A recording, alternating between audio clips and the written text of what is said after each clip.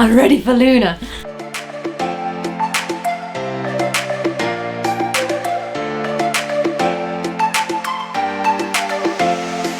Welcome to Lunar. This is how we gauge the moon's effect on our own energy.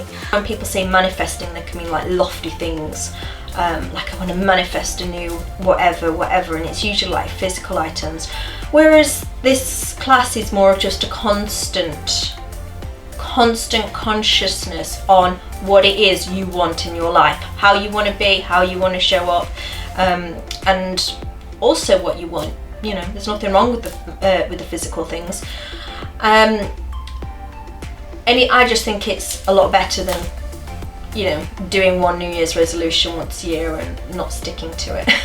That's the whole point of the moon, is that it isn't just a New Year's resolution that you set and then you forget.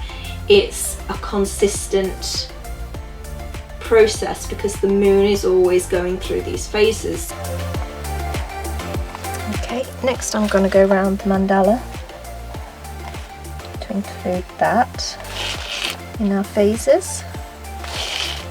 And the moon is kind of the combination of the two, because it has that feminine attributes that we've just spoken of the moon, but it is also, with how we look at the properties of each moon cycle, is actually a practical element to what then we do in terms of what's the next step for our manifestations. What is it we want to do right now? So it's a beautiful combination of both the masculine and the feminine way of creating. And then we're going to have the first ritual is the new moon ritual, about mid-month, and then in this section I will post about the waning, and then we have our full moon ritual. Okay.